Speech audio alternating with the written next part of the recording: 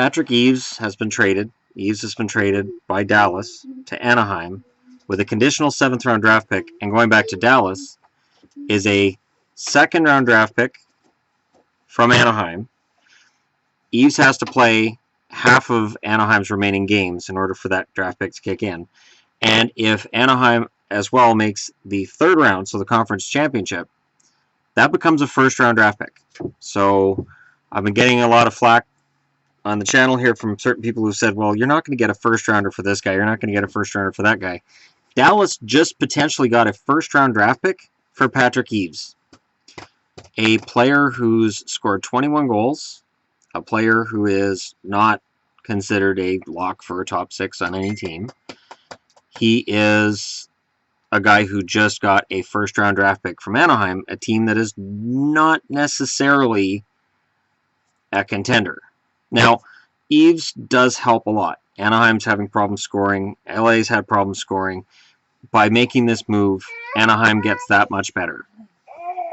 Anaheim potentially leapfrogs Edmonton and can leapfrog San Jose as well and become number 1 in the division. I don't know how this works in terms of them being a contender. I know it's gonna mess with some of the lines as they are, so that's kind of iffy. I don't know. Now I know it's only a 1st round pick if they get to the conference final, but that's what's going to happen. You're going to see these kinds of trades happening. You're going to see retained salary, and you're going to see, well, if we get this far, you're going to get this draft pick. This is not a really, really strong draft. So the idea of Patrick Eaves being traded for potentially a 1st round draft pick, considering where that draft pick's going to be, which is probably 17, 18, 20, 21, it's not that big a deal. And yet, as a Dallas fan who's watching Dallas not go anywhere, I would love nothing more right now than to see the Ducks get into that conference final so that an extra 1st round pick goes to the Ducks, or goes to the Stars. Be interested to know what you guys think in the comments below, but this is the market now. We see Hainsey gets you a 2nd, Eaves gets you a 2nd, maybe a 1st. The conditional 7th going the other way is weird. Bob McCown just said it was weird, and I agree with him. That's strange. Conditional 7th? So I don't know if there's something Dallas likes in the 7th round this year, or potentially likes in the 7th round of a poor draft. I guess that could be where they're going with this. But it is almost heating up. Almost. Let me just take a quick look. As far as I know, there haven't been any other deals. But I might as well take a quick look. But Eaves leaving Dallas is Dallas signaling that they are selling. Dallas this season is a wash because Eaves has been one of their best forwards. And the idea that he's been traded means that Dallas is not making a run at the playoffs. They know they're not making a run at the playoffs. There's no denying that Jim Nill has decided to just cut it off and finish it, and now we're into, I guess, retool mode. I can't see Dallas going for a full rebuild, but it's possible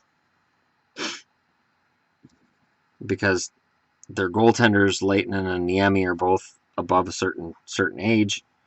Yeah, so what's being reported on the TSN page is Stars send Eaves to Ducks for 2nd round pick. But it becomes a 1st rounder if they make the conference final, is what's just been reported by Bob McCown. So it is a complicated trade, and I guess we'll see how it works out. So in terms of what this does for Dallas, it's business. They're open for business. I don't know who else gets sold at this point. I would imagine Oduya's out there if anybody wants him at all.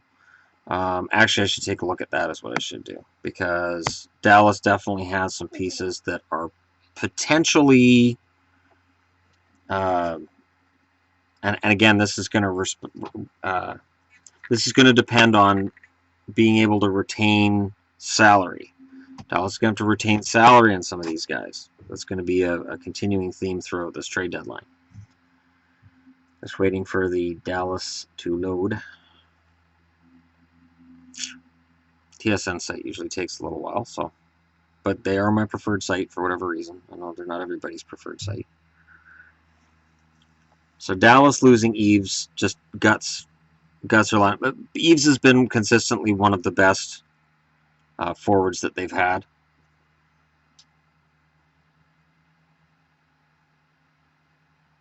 There we go. All right, Sagan's not going anywhere. Ben's not going anywhere. Yeah, see, Eaves with 37 points, 59 games was their third highest scoring player. I would imagine they would trade Spezza if somebody would take him. It's not going to happen. Shore, I could see Shore being moved out. I could definitely see Korpikoski being available. Roussel, no, I can't see that. Foxa, absolutely not. Fox is one of those guys they're counting on in the future. Brett Ritchie, nope, I can't see them trading him. Ham Hughes, if a good offer came along for Hammer right now, I think they'd take it. Hammer's game is not what it once was, and that's going to happen when your body gets beat up over the years. But yeah, Hoodler's being rumored as being on the block. He's got 7 points in 24 games. Of course he's on the block. I think Johns is available. He's only played 44 games. He's got 8 points. I think Steven Johns is available. Lindell, no. Eakin, absolutely. If somebody wants Cody Eakin, I would think that would be advantageous for Dallas to consider it. He's good on faceoffs.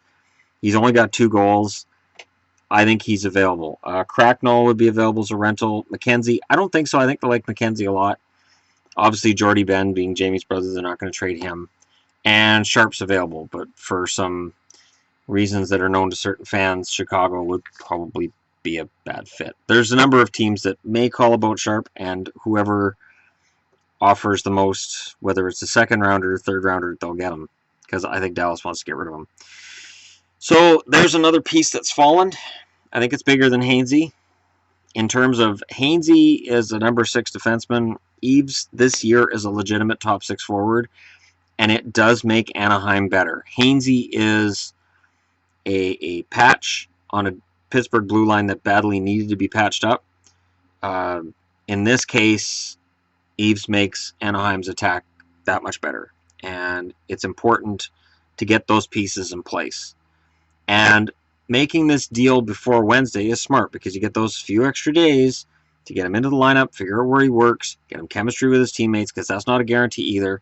But it's a good move for Dallas, because if it becomes a first-round draft, I know it's a bad draft. But having extra first-round picks means that in a bad draft, you have a better chance of drafting a guy who could be a steal later. Because even in bad drafts, there are good players. And I'll go through bad drafts soon and show you guys there are good players in bad draft years. And I don't think with today's scouting where it is, with the amount of participation in hockey that there is worldwide, I just don't think you can have a situation where an entire draft is garbage. And that seems to be where it's getting pointed right now, because we're used to the Austin Matthews, the Connor McDavids, these big hyped up drafts like the Hall and the Sagan draft. And so now that we have a draft where there isn't really that superstar piece there, the question then becomes, okay, well, how bad is this draft? I think it's being underrated, personally. And we'll see if that is actually truly the case. Let me know what you guys think in the comments below. And don't forget to hit like and subscribe. It's been very popular the last few days.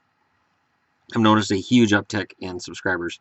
And I thank every one of you that have hit like and subscribe. And I will continue to bring you the news as I'm able to when I'm at home. And Friday and Saturday, my days off. And I will be off early on Wednesday to be here and to discuss live all of the action that took place before Wednesday and the fact there's no draft, no trades left for Wednesday. But I'll be here to live blog with you people about just how useless the trade deadline has become. And it's minor, and it's funny because there are people going to say, well, look, there's trades happening. Compared to the trades that happened, say, 20 years ago, this is so small. I miss pure hockey trades. Pure hockey trades were fantastic. They're a rarity. I know Hall for Larson was a hockey trade. Weber for Subban was a hockey trade. That's why they blew everybody away, because hockey trades don't happen very much anymore. They're either rentals, they're cap deals. They're not actual hockey trades for the most part. So enjoy this. We have until Wednesday, and I will talk to you all again. If there's another trade, I'll discuss it. And anything further that takes place, I will be sure to make a video to document it and post it so you guys can talk about it with me. Thanks for watching.